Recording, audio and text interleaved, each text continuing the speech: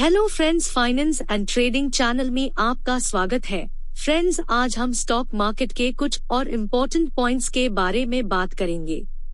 Bid price और ask price. Bid price और ask price एक फाइनेंशियल टर्म है जो स्टॉक मार्केट या अन्य फाइनेंशियल मार्केट्स में इस्तेमाल होता है। ये दोनों टर्म्स एक स्टॉक या फाइनेंशियल इंस्ट्रूमेंट के लिए बोली जाने वाली प्राइसेस को रेफर करते हैं। बिड प्राइस वो प्राइस है जिस पर कोई इन्वेस्टर या ट्रेडर रेडी है स्टॉक या फाइनेंशियल इंस्ट्रूमेंट को खरीदने के लिए। ये प्राइस यूजुअली लो होती है क्योंकि बायर्स जनरली कम प्राइस पर खरीदना चाहते हैं। आस्क प्राइस वो प्राइस है जिस पर कोई इन्वेस्टर या ट्रेडर रेडी है स्टॉक या फाइनेंशियल इंस्ट्रूमेंट को बेचने के लिए। ये प्राइस यूजुअली हायर होती है क्योंकि सेलर्स जनरली ज्यादा प्राइस पर बेचना चाहते हैं। बिड प्राइस और आस्क प्राइस के बीच का डिफरेंस को स्प्रेड कहा जाता है। स्प्रेड का विद मार्केट कंडीशंस पर डिपेंड करता है, जिसमें लिक्विडिटी, सप्लाई डिमांड और वॉलेटिलिटी शामिल होते हैं।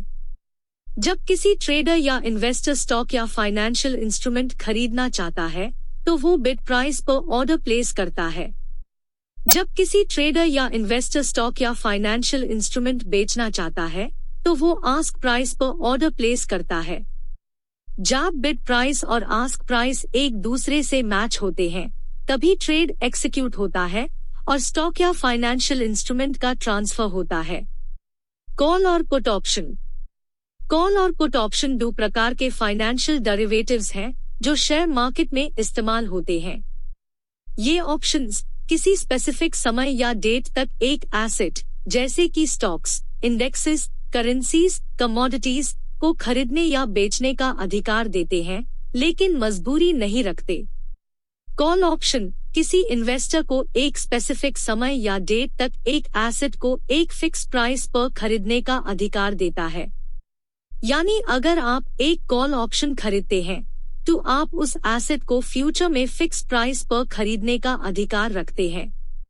अगर एसेट की कीमत बढ़ जाती है तो आप कॉल ऑप्शन का उपयोग करके उस एसेट को फिक्स प्राइस पर खरीद सकते हैं और फिर उस एसेट को हायर मार्केट प्राइस पर बेचकर मुनाफा कमा सकते हैं।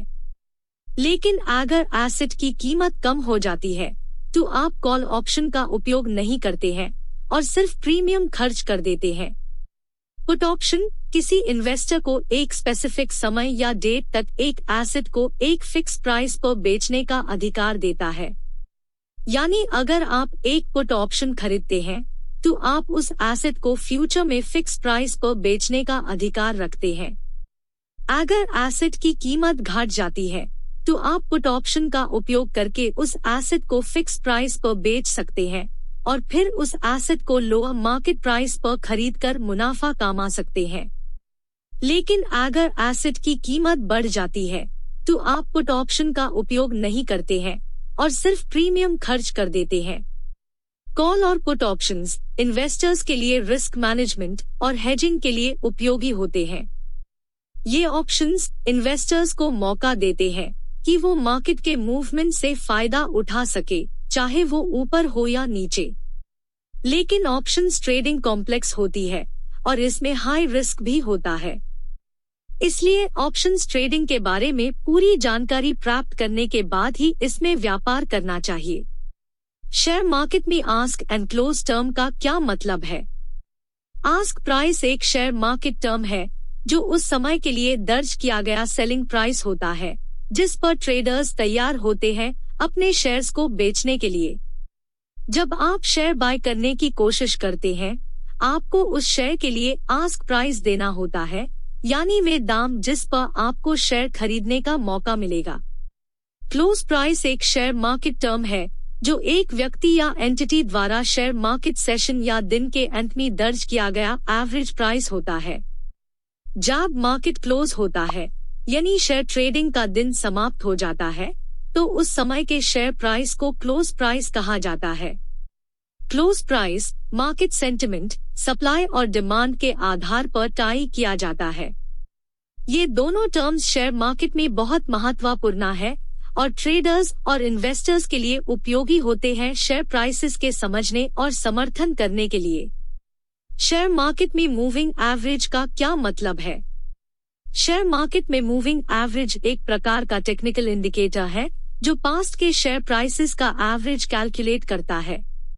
ये इंडिकेटर ट्रेंड एनालिसिस के लिए इस्तेमाल होता है।